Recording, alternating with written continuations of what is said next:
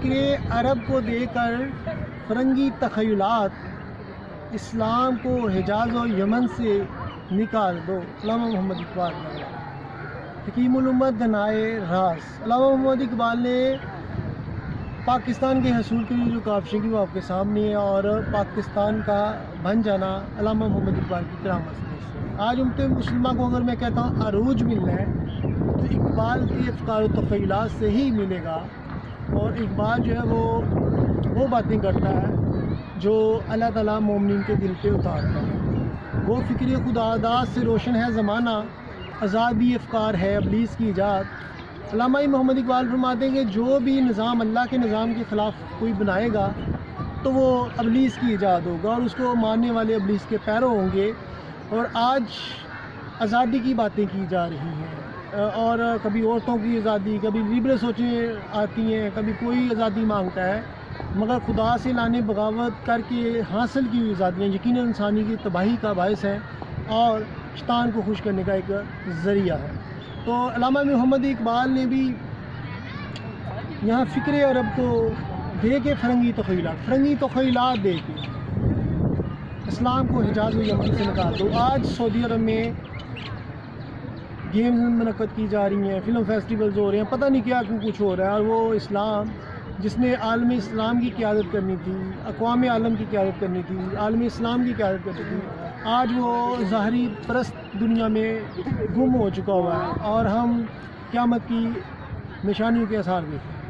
آج فلسطین میں، غزہ، فلسطین اور کشمیر میں مظلوم مدد کے لیے پکار رہے ہیں، اور امت مسلمہ بدستور بے حسی کی وادی میں کھوئی نظر آتی ہے. اس کی وجہ یہی ہے کہ فرنگی تخیلات دے دیے گئے.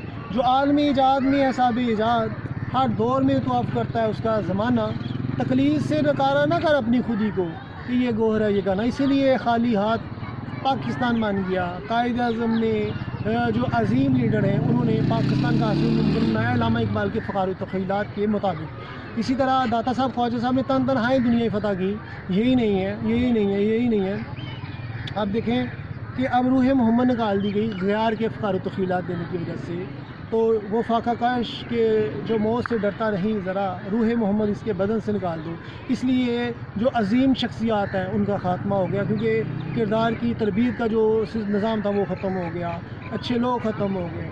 تو خیرہ نہ کر سکا مجھے جلوہ دانش فرنگ، سرما ہے میری آنکھ کا خاک مدینہ و نجف. یہ اقبال کا مقام ہے، اور اقبال نے قوموں کو جھنجھوڑا، بیداری امت کا پیغام واضح کیا، اور مسلمانوں کو اس منزل کے حصول تک پہنچایا کہ ان کے دم قدم سے ہی دنیا میں بہار آ جائے، اور جو پیغام ہے نبی صلی اللہ علیہ وسلم کا اس کو اجاگر کیا، اور وہ مسلمان کو بتایا کہ وہ غفلت کی نیند نہ سوئے، ورنہ اس کی دنیا اور دین اور دنیا اور آخرت دونوں تباہ ہو جائیں گی. اور دین بھی گیا اور دنیا بھی گئی تو پھر کچھ بھی نہیں اس کو حاصل ہوگا. تو اسلام ایک مسلمان کے لیے اپنے آباء و اجداد کے جو وراثت میں انہیں چیزیں ملتی ہیں، غیرت مند ہونا، پاکیزہ ہونا، با کردار ہونا، یہی اثاثہ ہوتا ہے. اگر انسان میں کردار ہی ختم ہو جائے تو پھر اس میں اور دولت کے پجاریوں میں کیا فرق رہے گا؟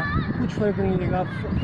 یورپ والے اپنی مادہ پرستی کا شکار ہیں، اور ہم اگر اپنے دلوں میں تقویٰ اور ایمان کی روشنی پیدا کرنے سے قاصر رہیں گے تو پھر ہم میں اور ان میں کیا فرق رہ جائے گا؟